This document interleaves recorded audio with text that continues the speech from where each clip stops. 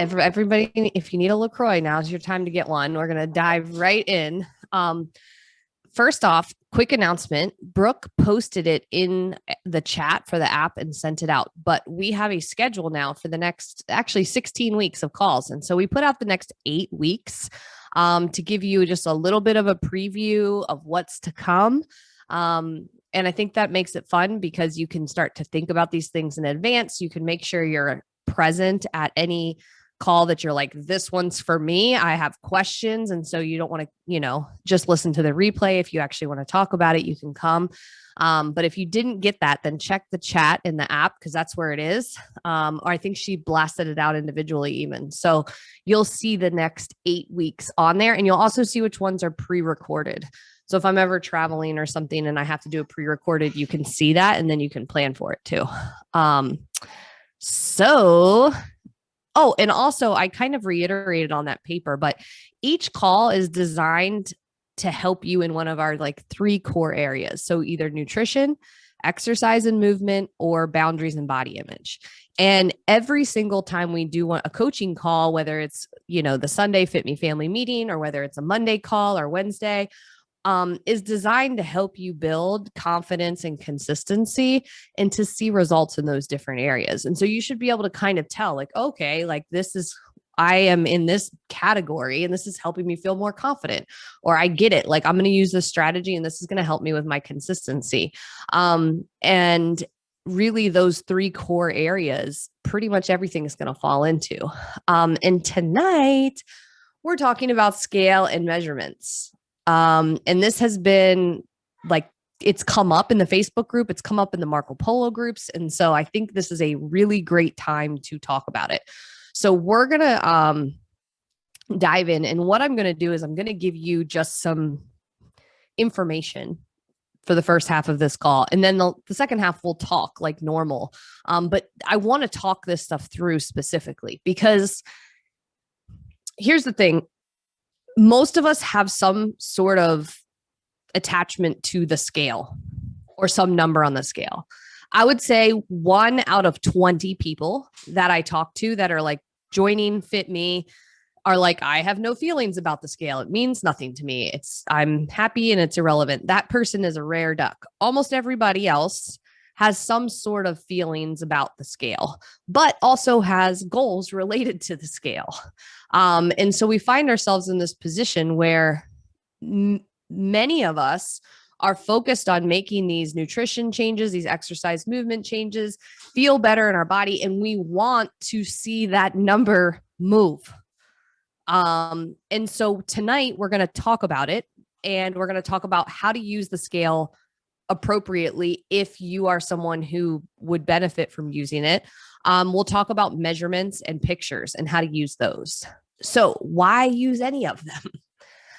Well, why use any of them is because if you set a goal around this, if you tell us or tell your coach, I want to be fitter and healthier. And we're like, what does that mean? And that's what we ask you. What does that mean to you?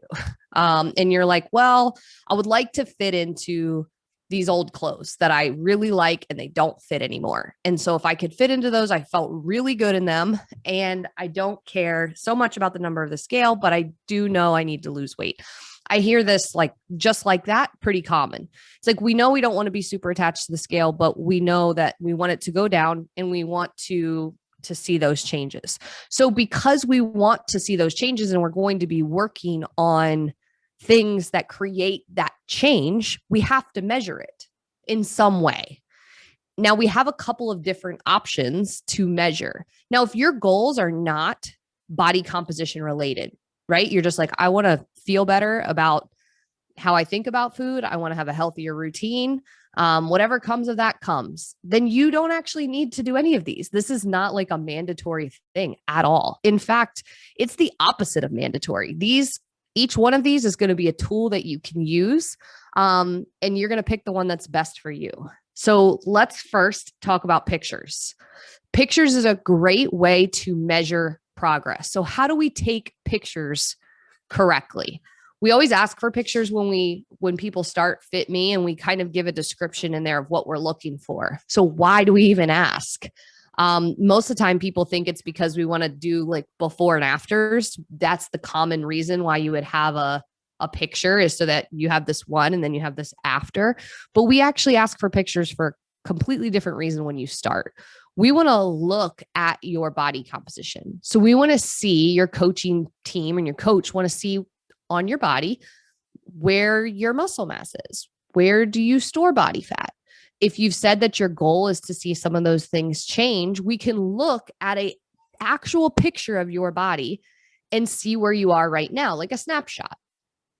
And let's say 3 or 4 months from now, you can repeat that exact same picture. And an experienced coach can look at your pictures and see changes. If you take the pictures, and this is kind of how do we do pictures correctly? We do pictures correctly by using the same lighting, the same time of day, the same kind of clothes. So if you can do the same clothes, that's the way to go. And ideally similar circumstances, right? So if you just came off vacay, that picture is not going to be a great, second picture, because it just might not reflect the changes. You might be holding a bunch of extra inflammation or water. So we want to create similar circumstances for pictures. And then looking at them sort of just objectively, not with a big story behind it, just looking at what changes do we see. That is one way to measure body composition change. If we were in person, we could see you and see it. But since we're not, pictures are a great way to do it. Also, how you feel how you fit in certain clothes is also a great way to measure body composition change. Similar. We want similar circumstances. We want the same thing. And oftentimes I find that people, when they're using pictures, it can be almost just as hard as a scale, because we really beat ourselves up in that moment. And that's why it might not be a good tool for you. If you really fixate on this picture of where you are right now, it might not be the best tool. So it's a take it or leave it, but that's how you would use pictures correctly. Same clothes, same lighting, same time of day, similar circumstances, measured a couple of months apart. So if you've done pictures and you want to see if you've made any changes, that would be a way that you could measure this week, by taking similar pictures to where you started with the same clothes, all this situation, and then share them with your coach. So that's pictures. Next, measurements. How do we do measurements? So I'm going to go over it. Molly shared a video, but when we do measurements, which I actually really like measurements, because unless you are someone who is a model or a seamstress, or you really have some sort of hyper awareness around your measurements, usually we don't have a lot of baggage around it. So measurements can be like a really good tool. And the way that we do measurements, so if you want to do measurements and use those as a way to measure body composition change, the first place you're going to measure is around your bust. So you'll go right in the middle, like right across the nipples, all the way to the back. Next, for your waist, you're going to go to the smallest part of your waist. So it's kind of usually above your hip bones. That's the part of the waist that you're going to measure for your waist measurement. And hips, you're going to put your feet together and you're going to go around the widest part of your hips. So kind of mid booty across. Those, for ladies, are the 3 places that you do measurements. Guys, we do them in a couple other places, but for ladies, right across the bust, the smallest part of your waist, and the widest part of your hips. And that's how you do measurements. I really like those too. Measurements and pictures are a great alternative to a scale. Plus, measurements are especially great because they show body composition change, where the scale might not be changing. But if you are seeing, hey, I lost 2 or 3 inches off of my waist, you can see that your body composition is changing. That's why your clothes fit better, because you may be adding muscle and burning body fat. And so you might be the same weight on the scale, but you actually look quite a bit different. That's how you do measurements. Same deal. Should be same time of day, similar circumstances. If you're wearing a bra, it needs to be the same kind of bra. And ideally you're doing them, no sooner than 1 month apart. Monthly is the closest I would put them together. Last but not least is the scale. And this is the big one. So first off, when we use the scale as a tool to measure change, what we have to understand is that body weight fluctuates. Normal body weight fluctuates. So you could fluctuate 4 to 6 pounds in a given week and have it be completely normal. What makes our body weight fluctuate? So first off, water retention. And water retention can be normal. So if you are super sore from a workout, this is the one that gets everybody. You're like all pumped and motivated because you just did a couple days worth of working out. And you're like, what the hell? The scale is up 3 pounds. It's because you're retaining water because your muscles have been damaged in the exercise, which is what you were trying to do. They're in the process of repairing so that your body can adapt to the exercise that you did, but you're going to retain water during that process. So water retention can be a part of muscle repair. Water retention can relate to your like hormonal cycle. So what time of the month it is can impact water retention. What you eat. So if you eat, ramen for dinner last night, you better bet you're going to be a couple pounds up today because of water retention from the sodium. So what that means is that if we're going to use the scale at all, we have to immediately detach our brain from any single number. I just want, if you remember nothing from this call, just remember that one number on the scale means nothing because you can manipulate it, again, 4 to 6, 8 pounds in one given day. So one data point means nothing. So if you haven't been on the scale in 6 months and you're like, let me just check in and see, this is the worst thing you could ever do if you're just planning to get on it one time because it's not giving you an accurate data point. So then how do we get an accurate data point? If we want to use a scale, how do we do it? What we actually want to do, and again, the same rules apply to measurements and pictures. We need to take these measurements at the same time every day. So for this scale, the best way to do it would be right when you wake up in the morning, before you have anything to eat or drink, after you've gone to the bathroom. Hop on this. If you are using the scale, that is the best time to get a consistent read. And so then how do you know what your actual weight is if we can't use one data point? We need to use at least a week. At least a week, and then you can take your average. So maybe one day it's, up 3, the next day it's back to the middle, maybe the next day it's down 1, then the next day it's down 3, and then it's up 1. Whatever that number average is, that's the weight that you can think, well, that's where I'm at this week. So what that means is, and again, one data point means nothing. If you are going to use the scale at all, then we need to be in a good place where we could do it consistently for multiple days in a row and multiple weeks in a row. And so if that gives you anxiety, then you don't want to use it at all. Because using it sort of the other way where I'm like, let me just see where I am at the end of the day after I ate all this food with my clothes on. Let me see what that is. And then, you know what I mean? Kind of playing those games that we play. Instead, if you are like, I do want to use the scale, I want to see if I'm trending in a certain direction, then you're going to get on every single day, same time, and you're going to do it for multiple weeks in a row so that you can see a trend.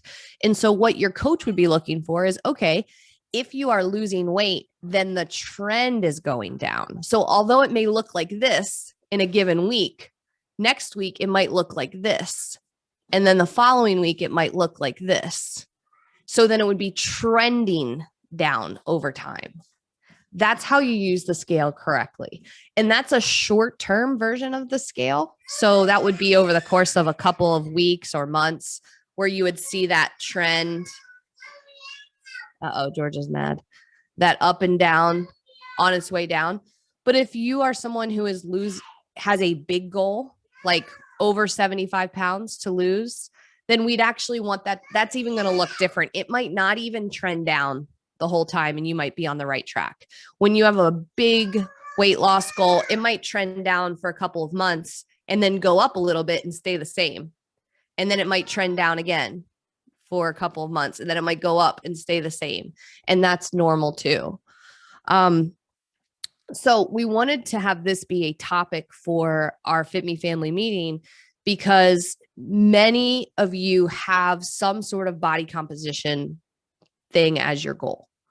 You're like, I want to see this particular change. So we know we want to measure it somehow. And these 3 tools, pictures, measurements, and the scale, might be helpful.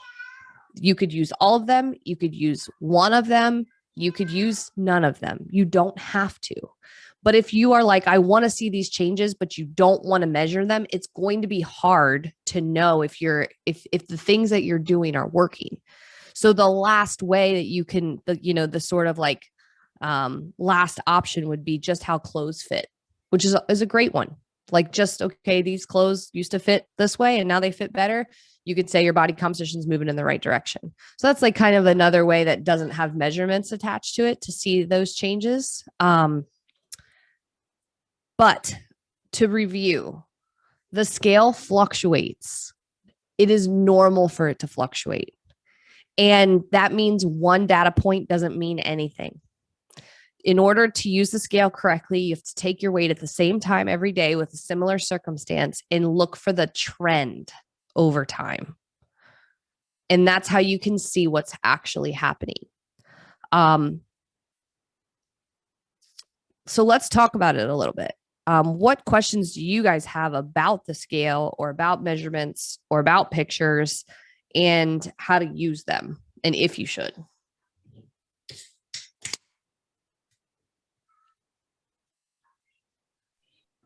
I'll go. Yeah. So my coach and I have decided, so I've gone from a maintenance season back into body composition season, and I'm going to start to lift a little heavier. Mm-hmm. And so we decided that the scale for me was not going to be friendly in my head.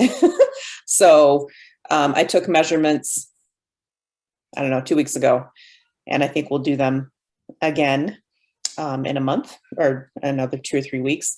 And I think that's going to be better for me mentally. I like that. I'm glad you guys talked about it, and you know what season you're in. Like, you're looking for those changes. You want to get, build muscle and see the body fat percentage go down, but the scale is not going to be your favorite way to measure. And I think measurements are a good call.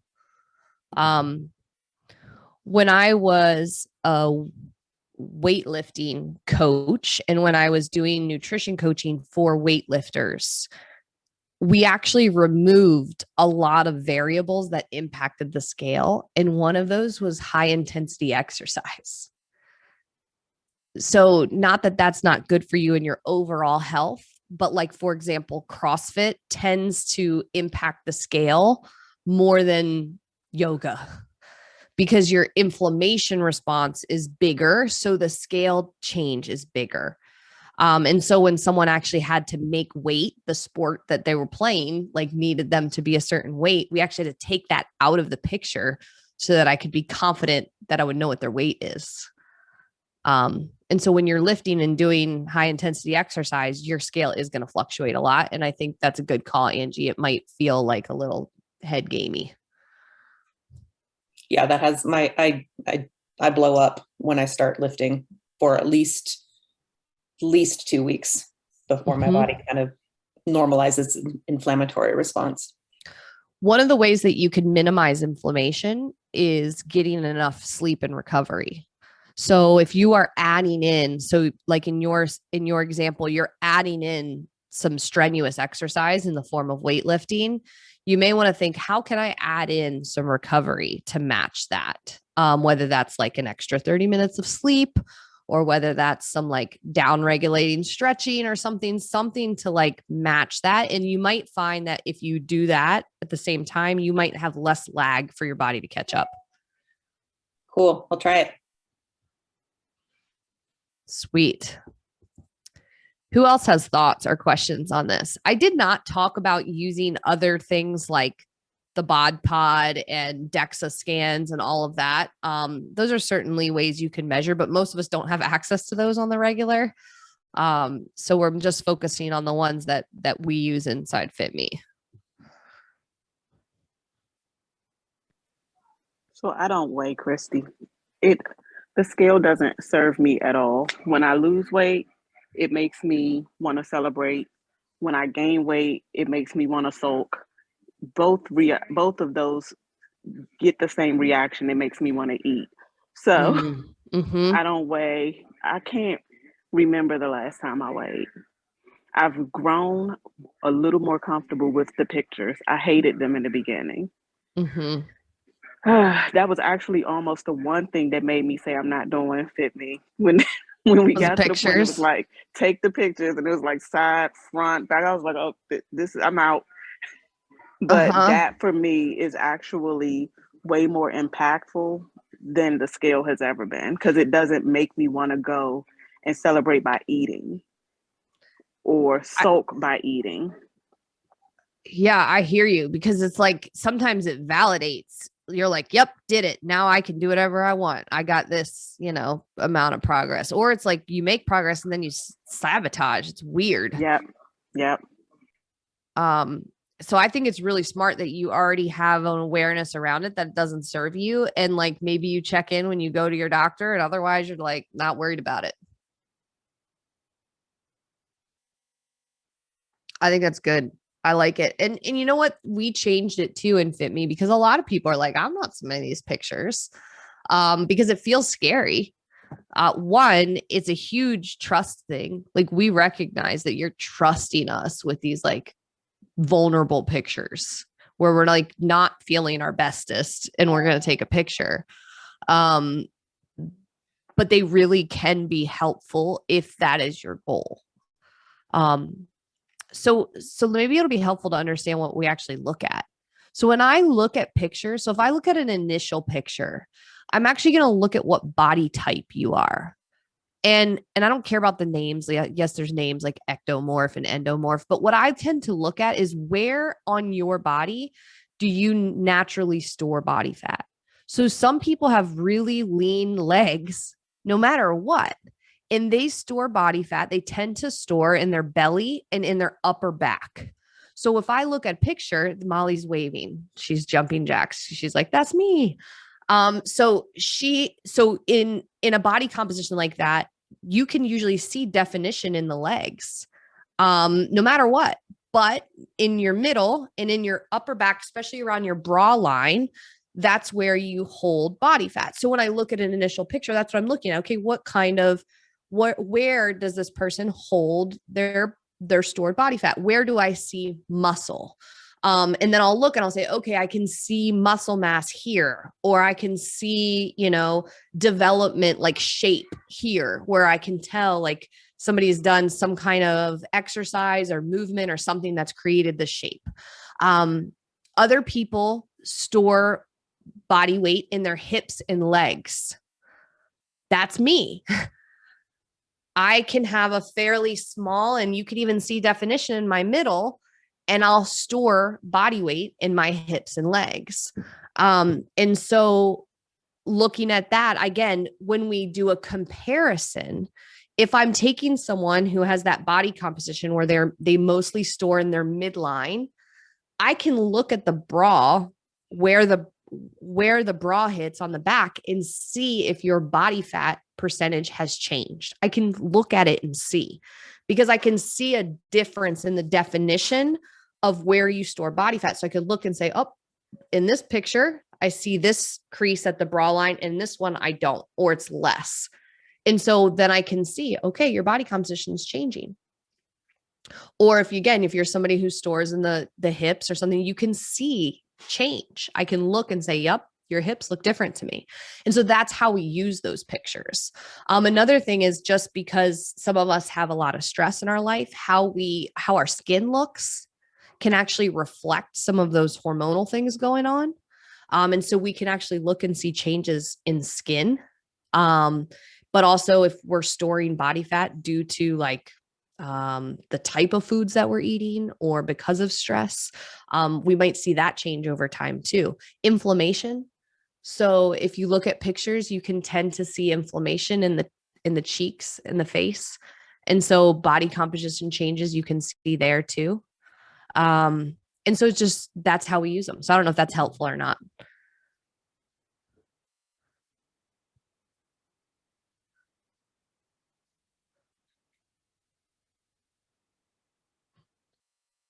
When I use calipers to take a body fat percentage. So when I was personal training all the time, I used calipers to take body fat percentage.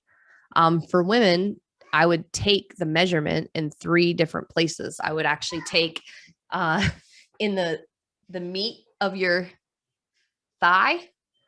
So I grab a chunk right there in the middle. I'd like make you relax your leg and just grab a chunk right there.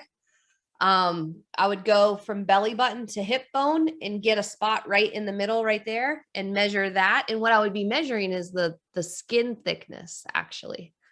And then the last place I would measure is the back of the arms. And so I would measure the skin fold thickness at the back of the arms for women. For men, I would actually measure at the chest, like between nipple and shoulder. So you just in there pinching nipples. What's that? Yes. Not pinching their nipples, but between nipple and shoulder, right in between, that's a place that you can get a skin fold measurement. It sounds humiliating, Christy. Well, here's the thing. If it is anytime you measure anything, it's sort of like one of those moments you have to be in a good place for. You have to want to do that. And again, I don't think that it serves a good purpose unless you're like, I actually want to see what's happening here. But I also think there's a true level of respect and trust in context that matters for all of this. I think like the idea of, standing up in front of a bunch of people in line and then like taking your weight, that sounds like fucking awful. That's humiliating too. Right. Like Weight Watchers style. Yeah. Like that's 90% of the people that have been that are in Fitme have done Weight Watchers, and you stand in line and then you go get your weight and they write in your little book. I think that in the context of having a coach and knowing you and where you're at and what you're looking for, we can use tools differently. And again, maybe we use them, maybe we don't. But I think context really, really matters. Yeah. Context matters for before and after pictures too. Are before and after pictures helpful? Maybe. It just depends on the story, the full context of the picture. If you understand the circumstances of like picture 1 and picture 2, and you actually have this thing where you're saying like, picture 1 doesn't suck. That's just a snapshot of where you are right then. And picture 2, you may look different and it's reflective of these changes that you've made. And so you're looking at it like that, as opposed to being like, this version super sucks and this version super better. It has no context. And usually online, that's how before and after pictures are used. It's just like, here you go. Sucky version, awesome version, and it can be like real head gamey. So I like that you said that, Natika. And taking people's body composition with calipers, I know that they would have to trust me to be like, here you go. Let me just squat down and pinch you in the thigh, give me a piece of that thigh and then go ahead and give me a piece of that chest. Like it's a thing,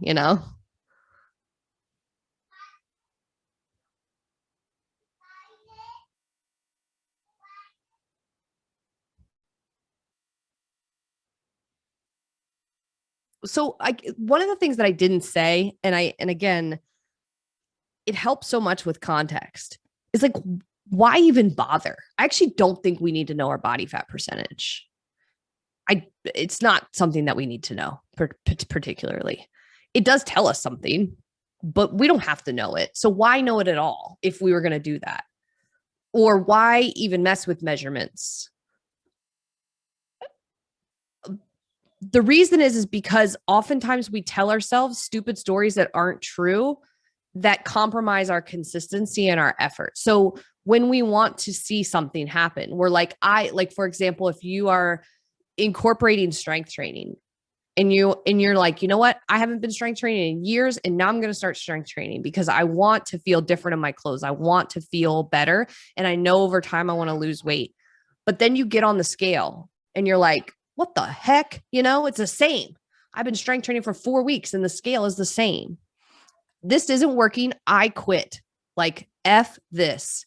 That's the kind of story that can be problematic because unless you can escape all that altogether, if you're going to check in with something, then you need to have a reality check that actually like calibrates you. And what I mean by that is, like, if you did take measurements or pictures, then you can come back to that and say, okay, well, your coach will tell you, hey, I know you got on the scale and you're pissed, but like, let's go ahead and take some pictures.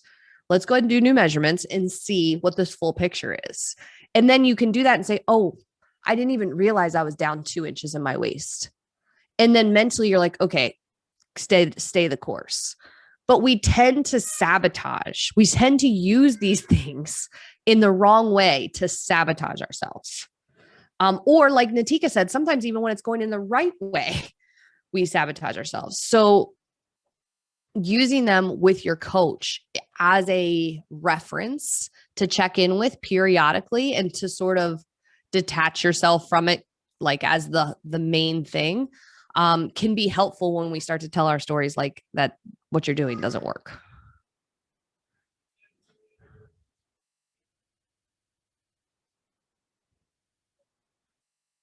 Anybody else have thoughts or questions before we wrap up? I'll go. I care how my clothes fit. I have a lot of clothes that I've spent. You do or you don't care? I do. That's the only thing. I just have my clothes fit. I usually that's what I go on. Go out of here. I have a lot of clothes that I've liked and I've spent a lot of money on, but that's not it. It's like, I just know that when my clothes that I have fit well and I feel good in them, that's fine with me. I don't really care what the scale says as long as I'm feeling good in my clothes. Mm-hmm. I think you worked hard to get to that place. Yes, I think so too. And that's kind of when I know, like, not when I'm off the rail, but maybe I'm not on point. Maybe I'm like going on the sugar too much or something like that. I usually can tell by a pair of jeans because I just don't think that jeans lie. Mm-hmm. Mm-hmm. Yeah, I think, and you worked hard to get to that place where you're like, this is a helpful way I can kind of check in with myself. But I'm not fixated on the scale all the time. Yeah. Yes. If I could bippity boppity disappear the scale from the planet, I would, to be honest. But I can't. So then we have to talk about how to use it correctly.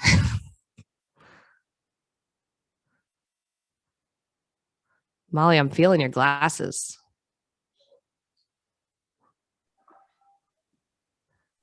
Like remember you at the beginning, you were talking about like, you have to actually, like, if you're going to use the scale and you're okay with it, you have to like take a week's worth of, and then average it out. That's kind of what that Happy Scale app does. If you're scale, I've used it before. And it's kind of cool because it shows you the trends versus like, oh, you gained weight today. Even if you gain a couple pounds, it doesn't say you gained weight because it's waiting. It's waiting for the week to be over the amount of time, whatever, to show you your trends. And I kind of thought that was really cool.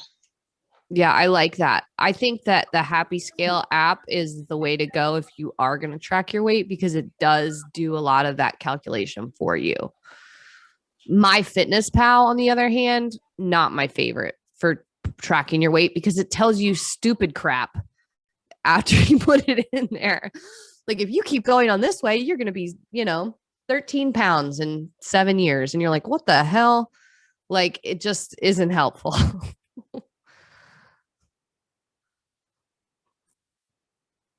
I hate my Fitness Pal's like summary things. It's a good tool for. It's called Happy Scale, and what it does, like Leah said, is it averages things and tells you the trends. So you would still record your weight, but it just doesn't it gives you feedback that's more helpful.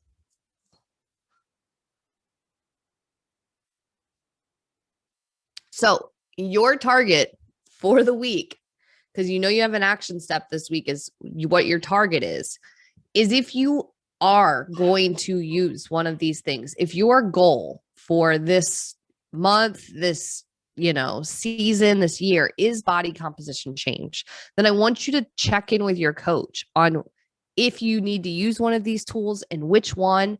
And then I want you to go ahead and update whatever one you're using. So if that is measurements, then go ahead and do update measurements. If that's pictures, go ahead and do update pictures. If it's the scale, then go ahead and take a week's worth of scale. Talk about it. It might be take a week's worth of scale and realize you're never going to do that again. That's okay. That's not a fail. That's a learning. That's like yep, I still don't like it. Still not going to use it. So talk to your coach. If your goal is something that you want to measure related to body composition change, then your target this week is to talk to your coach about which one you're using and then do updates. You can put your update pictures right in your app. And so put them in there. And that way it's easy to have them and compare. If you're doing update measurements, I think you can put those in your app too. Cool. Well, thanks, guys. I know this is a good conversation, and this is one that we'll continue to revisit because it's always a thing. And I think because we can have open and honest and real conversations, we can talk about how this actually plays out and not just pretend like it's a slam dunk. Yes, because it might not be. Sweet, guys. Well, you guys all have a fantastic week. Again, check out that schedule so you can see what next week's call is. It should be in your messages in your app. And if you need anything, just reach out. But I'll see y'all this week. Thanks, Christy. Have a good night. Bye, guys.